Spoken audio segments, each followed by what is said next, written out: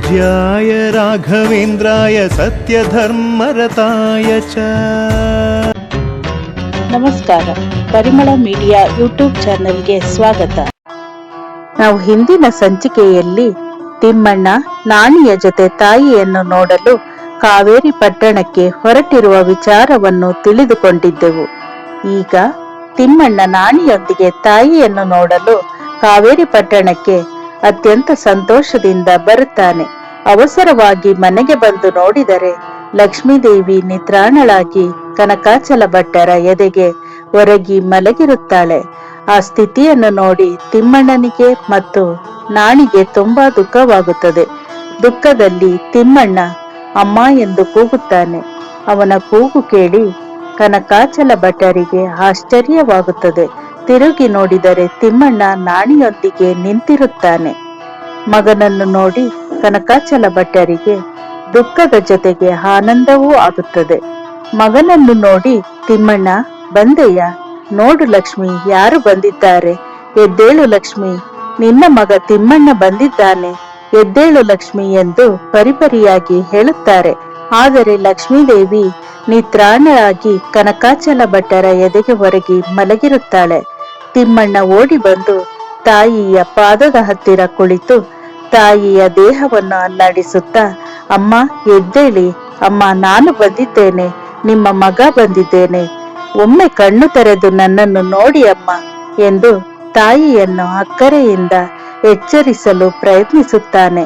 ಕನಕಾಚಲ ಭಟ್ಟರೂ ಸಹ ಎದ್ದೇಳು ಲಕ್ಷ್ಮಿ, ಮಗ ಮಗ ಎಂದು ಹಂಬಲಿಸುತ್ತಿದ್ದೆಯಲ್ಲ, ಈಗ ನಮ್ಮ ಪ್ರೀತಿಯ ಮಗ ತಿಮ್ಮಣ್ಣ ಬಂದಿದ್ದಾನೆ, ಎದ್ದೇಳು ಲಕ್ಷ್ಮಿ ಎಂದು ಕನಕಾಚಲ ಭಟ್ಟರು ಲಕ್ಷ್ಮೀದೇವಿಯನ್ನು ಎಚ್ಚರಿಸಲು ಪ್ರಯತ್ನಿಸುತ್ತಾರೆ. ಆದರೆ ಲಕ್ಷ್ಮೀದೇವಿ ಎಚ್ಚರವಾಗುವುದೇ ಇಲ್ಲ. ತಾಯಿಯ ಸ್ಥಿತಿಯನ್ನು ನೋಡಿ ತಿಮ್ಮಣ್ಣನಿಗೆ ತುಂಬಾ ದುಃಖವಾಗುತ್ತದೆ.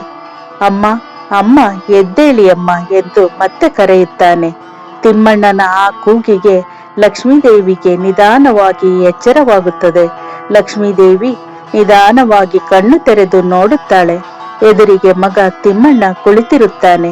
ಅವನನ್ನು ಕಂಡ ತಕ್ಷಣ ಲಕ್ಷ್ಮೀದೇವಿಗೆ ನವಚೈತನ್ಯ ಬಂದಂತಾಗುತ್ತದೆ.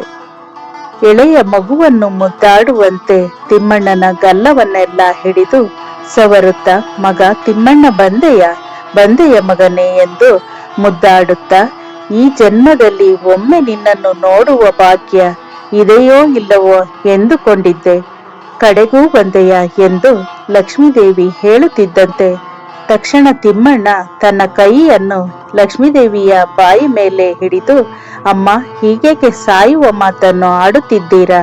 ನಿಮಗೆ ಆರೋಗ್ಯ ಸರಿಯಿಲ್ಲ ಎಂದ ತಕ್ಷಣ ಕುಂಭಕೋಣದಿಂದ ಓಡೋಡಿ ಬಂದಿದ್ದೇನೆ, ಆದರೆ ಇಲ್ಲಿ ನಿಮ್ಮ ಸ್ಥಿತಿಯನ್ನು ನೋಡಿದರೆ ಎನ್ನುತ್ತಿದ್ದಂತೆ ಕನಕಾಚಲ ಭಟ್ಟರು, ತಿಮ್ಮಣ್ಣ ನಿನಗೆ ಇಲ್ಲಿಯ ವಿಚಾರ ತಿಳಿದಿದ್ದಾದರೂ ಹೇಗೆ ಎಂದು ಕೇಳುತ್ತಿದ್ದಂತೆ ಅಷ್ಟರಲ್ಲಿ ಅಲ್ಲಿಗೆ ಬಂದ ರಾಮಚಂದ್ರ ಆಚಾರ್ಯರು, ನಾನೇ ಹೇಳಿ ಕಳಿಸಿದ್ದೆ ಆಚಾರ್ಯರೇ, ನಿಮ್ಮ ಮಾತನ್ನು ಮೀರಿದ್ದೇನೆ, ಆಚಾರ್ಯರೇ ದಯವಿಟ್ಟು ನನ್ನನ್ನು ಕ್ಷಮಿಸಬೇಕು ಎಂದು ಕೈ ಮುಗಿಯುತ್ತಾರೆ. ಆಗ ಕನಕಾಚಲ ಭಟ್ಟರು, ಕ್ಷಮೆ ಕೋರಬೇಕಾಗಿದ್ದು ನಾನು, ಇವಳಿಗೆ ಇಂದು ಗುಣವಾಗಬಹುದು, ನಾಳೆ ಗುಣವಾಗಬಹುದು ಎಂದು ಕಾಯಿಲೆ ಉಲ್ಬಣವಾಗುವುದಕ್ಕೆ ಕಾರಣನಾದೆನಲ್ಲ ಎಂಬ ಅಪರಾಧಿ ಮನೋಭಾವ ನನ್ನನ್ನು ಕಾಡುತ್ತಿದೆ ಎಂದು ಹೇಳಿ ನಂತರ ಸುಧಾರಿಸಿಕೊಂಡು, ಲಕ್ಷ್ಮಿ ಇನ್ನೇನು ಮಗ ಬಂದಾಯಿತಲ್ಲ, ಇನ್ನಾದರೂ ಸಮಾಧಾನವಾಯಿತೆ ಎಂದು ಕೇಳುತ್ತಾರೆ. ಅಷ್ಟರಲ್ಲಿ ತಾರ, ಅತ್ತೆ ಈಗಲಾದರೂ ಔಷಧ ಕುಡಿಯಿರಿ ಎಂದು ನೀಡುತ್ತಾಳೆ. ತಕ್ಷಣ ಆ ಔಷಧವನ್ನು ತಿಮ್ಮಣ್ಣ ತೆಗೆದುಕೊಂಡು ನಾನೇ ಕುಡಿಸುತ್ತೇನೆ ಎಂದು ಹೇಳಿ ತಾಯಿಗೆ ಕುಡಿಸುತ್ತಾನೆ. ಮೊದಲು ಬೇಡ ಎಂದಿದ್ದ ಲಕ್ಷ್ಮೀದೇವಿ ಈಗ ಮಗ ಕೊಟ್ಟಾಗ ಆನಂದದಿಂದ ಕುಡಿಯುತ್ತಾಳೆ. ಅದನ್ನು ನೋಡಿ ಕನಕಾಚಲ ಭಟ್ಟರು, ಆಹಾ, ಔಷಧಿಯನ್ನು ನಾನು ಕೊಟ್ಟಾಗ ಬೇಡ ಎಂದು ಎನ್ನುತ್ತಿದ್ದವಳು ಈಗ ಮಗ ಕೊಟ್ಟಾಗ ಮಮತೆಯಿಂದ ಕುಡಿಯುತ್ತಿದ್ದೀಯಾ ಎಂದು ತಮಾಷೆ ಮಾಡುತ್ತಾರೆ. ಪತಿಯ ಮಾತಿಗೆ ಲಕ್ಷ್ಮೀದೇವಿ ತಲೆ ತಗ್ಗಿಸುತ್ತಾಳೆ. ಆಗ ಕನಕಾಚಲ ಭಟ್ಟರು, ಪುತ್ರ ವಾತ್ಸಲ್ಯ ಎಂದರೆ ಇದೇ ಅಲ್ಲವೇ ಎನ್ನುತ್ತಾರೆ. ಆಗ ಲಕ್ಷ್ಮೀದೇವಿ ಮತ್ತೆ ಮಗನ ಗಲ್ಲವನ್ನೆಲ್ಲ ಸವರುತ್ತಾ, ನನ್ನ ಮಗ ಬಂದಾಯಿತಲ್ಲ, ಇನ್ನು ನನಗೆ ಯಾವುದೇ ಕಾಯಿಲೆ ಇಲ್ಲ, ನಾನು ಗುಣಮುಖಳಾಗಿದ್ದೇನೆ ಎಂದು ಉತ್ಸಾಹದಿಂದ ಹೇಳುತ್ತಾಳೆ. ಹೆಂಡತಿಯ ಉತ್ಸಾಹವನ್ನು ಕಂಡು ಕನಕಾಚಲ ಭಟ್ಟರು ಸಮಾಧಾನ ಲಕ್ಷ್ಮಿ ಸಮಾಧಾನ ಎಂದು ಪತ್ನಿಯನ್ನು ಸಮಾಧಾನ ಮಾಡುತ್ತಾರೆ. ಲಕ್ಷ್ಮೀದೇವಿ ಮಗನನ್ನು ತನ್ನ ಎದೆಗೆ ಒರಗಿಸಿಕೊಂಡು ಮಗನನ್ನು ಎಳೆ ಮಗುವನ್ನು ಮುದ್ದಾಡಿದ ಹಾಗೆ ಮುದ್ದಿಸುತ್ತಾಳೆ. ಅಂದು ರಾತ್ರಿ ರಾಮಚಂದ್ರ ಆಚಾರ್ಯರನ್ನು ಭೇಟಿ ಮಾಡಿದ ತಿಮ್ಮಣ್ಣನಿಗೆ ರಾಮಚಂದ್ರ ಆಚಾರ್ಯರು ಕನಕಾಚಲ ಭಟ್ಟರು ಮತ್ತು ಲಕ್ಷ್ಮೀದೇವಿ ಕುಂಭಕೋಣದಿಂದ ಕಾವೇರಿ ಪಟ್ಟಣಕ್ಕೆ ಬಂದಾಗ ಇಲ್ಲಿನ ಪರಿಸ್ಥಿತಿ, ವಿದ್ಯಾಪೀಠವನ್ನು ಅಭಿವೃದ್ಧಿಪಡಿಸಲು ಅವರು ಏನೇನು ಕಷ್ಟಗಳನ್ನು ಅನುಭವಿಸಿದರು, ನಿಮ್ಮ ತಂದೆಯವರಿಗೆ ಗುರುಗಳು ತಮಗೆ ವಹಿಸಿದ್ದ ಜವಾಬ್ದಾರಿಯನ್ನು ನಿರ್ವಹಿಸುವ ನಿಷ್ಠೆ, ನಿಮ್ಮ ತಾಯಿಯವರಿಗೆ ಇದ್ದೊಬ್ಬ ಮಗ ಅವನು ಕಣ್ಮುಂದೆ ಇರಬೇಕು, ಅವನೊಂದಿಗೆ ಬಾಳಬೇಕೆಂಬ ಬಯಕೆ, ಒಂದು ಕಡೆ ಕರ್ತವ್ಯ, ಮತ್ತೊಂದು ಕಡೆ ಪುತ್ರ ವಾತ್ಸಲ್ಯ. ನಿನ್ನ ತಾಯಿ ಅದೆಷ್ಟೋ ಬಾರಿ ಕುಂಭಕೋಣಕ್ಕೆ ಒಮ್ಮೆ ಹೋಗಿ ಬರುವ ಅಪೇಕ್ಷೆ ತೋರಿದ್ದರು. ಅದಕ್ಕೆ ಕನಕಾಚಲ ಭಟ್ಟರು ಅವಕಾಶ ಕೊಡಲಿಲ್ಲ.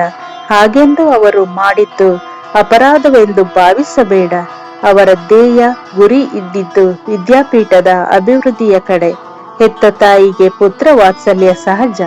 ಇಂದಲ್ಲ ನಾಳೆ ಕುಂಭಕೋಣಕ್ಕೆ ಹೋಗುವುದು ಇದ್ದದ್ದೇ. ಆಗ ತಾಯಿ ಮಗ ಸೇರುವುದು ಸಹಜವೇ ಎಂಬುದು ಅವರ ಆಲೋಚನೆಯಾಗಿತ್ತು. ಆದರೆ ಲಕ್ಷ್ಮೀದೇವಿಯವರ ಅಂತರಾಳದಲ್ಲಿನ ಭಾವ ಕನಕಾಚಲ ಭಟ್ಟರ ಅರಿವಿಗೆ ಬರಲೇ ಇಲ್ಲ. ಆ ಮಾತೃ ಹೃದಯ ಮಗನಿಗಾಗಿ ಪರಿತಪಿಸಿ ಮನೋರೋಗಕ್ಕೆ ತುತ್ತಾಯಿತು. ಮನೋರೋಗಕ್ಕೆ ಮದ್ದಿಲ್ಲ ಎಂಬಂತೆ ಕಾಯಿಲೆ ಉಲ್ಬಣಿಸಿತು ಎಂದು ರಾಮಚಂದ್ರ ಆಚಾರ್ಯರು ಇಲ್ಲಿನ ಎಲ್ಲಾ ಪರಿಸ್ಥಿತಿಯನ್ನು ತಿಮ್ಮಣ್ಣನಿಗೆ ವಿವರಿಸುತ್ತಾರೆ. ಇಲ್ಲಿನ ಪರಿಸ್ಥಿತಿಯನ್ನು ತಂದೆ ತಾಯಿಯವರು ಅನುಭವಿಸಿದ ಕಷ್ಟವನ್ನು ಕೇಳಿ ತಿಮ್ಮಣ್ಣನಿಗೆ ತುಂಬಾ ದುಃಖವಾಗುತ್ತದೆ. ಪೂಜ್ಯಾಯ ರಾಘವೇಂದ್ರಾಯ ಸತ್ಯಧರ್ಮರತಾಯ ಚ. ಇದೇ ರೀತಿ ಶ್ರೀ ಗುರುರಾಯರ ಸಂಪೂರ್ಣ ಚರಿತ್ರೆಯನ್ನು ತಿಳಿಯಲು ನಮ್ಮ ಪರಿಮಳ ಮೀಡಿಯಾ ಯೂಟ್ಯೂಬ್ ಚಾನೆಲ್ ಅನ್ನು ಸಬ್ಸ್ಕ್ರೈಬ್ ಮಾಡಿ, ಲೈಕ್ ಮಾಡಿ, ಶೇರ್ ಮಾಡಿ. ಧನ್ಯವಾದಗಳು.